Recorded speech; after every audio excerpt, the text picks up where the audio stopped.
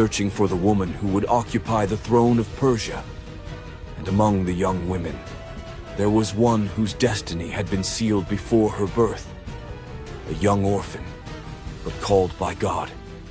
In the city of Susa lived a young Hebrew woman named Hadassah, orphaned of father and mother, raised by her cousin Mordecai, a righteous man who feared God.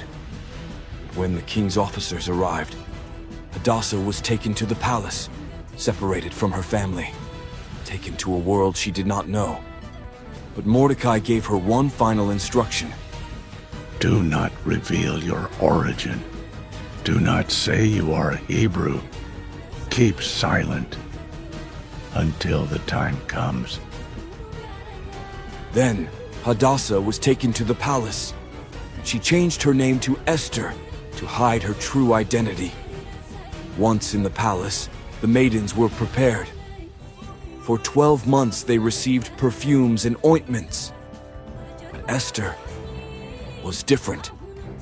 From the first day, she found favor with Haggai, the guardian of the harem.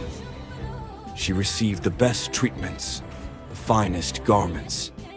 And when the day came to present herself before the king, she asked for nothing special. She simply appeared as she was. And as soon as Ahasuerus saw her, the destiny of Persia changed forever. The king loved her more than all the others. And on that very day, he placed the royal crown on her head. Esther, the orphan, the foreigner, became the queen of Persia. But neither she nor the king knew that God had placed her on that throne for a much greater mission. For darkness was approaching, and very soon, an enemy would rise to destroy her entire people. Esther had been crowned queen of Persia. An entire people celebrated in the streets. King Ahasuerus held a banquet in her honor. The Hebrew orphan now wore the crown of the greatest empire in the world. But outside the palace walls, in the streets of Susa, shadows began to stir. Mordecai, Esther's cousin, worked at the palace gate. One day, he overheard two voices whispering in the darkness. It was two officers conspiring. The king trusts us, but his reign has lasted too long. It is time to put an end to it. It was a plot against Ahasuerus, a plan to assassinate the king. Mordecai acted immediately. He ran to the court, sent a message to Esther, and through her, the king was warned. The traitors were captured, interrogated, and finally executed. Mordecai's deed was recorded in the royal chronicles, but the king forgot about it. Years passed, and though Mordecai had saved Ahasuerus' life, he received no reward.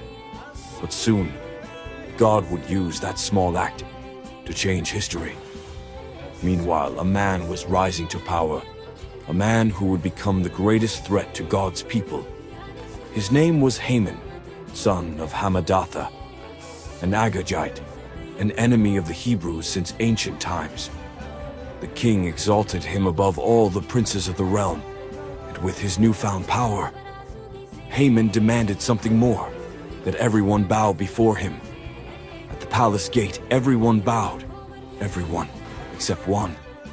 Mordecai remained standing, his back straight, his gaze firm, and when asked why, he replied simply, I am a Jew.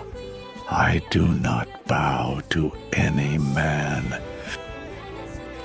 The words reached Haman's ears, and his heart filled with fury. But killing only Mordecai was not enough. Haman wanted to exterminate all the Jews. So Haman went before the king with poisonous words. O King Ahasuerus, there is a certain people scattered among all your provinces. Their laws are different.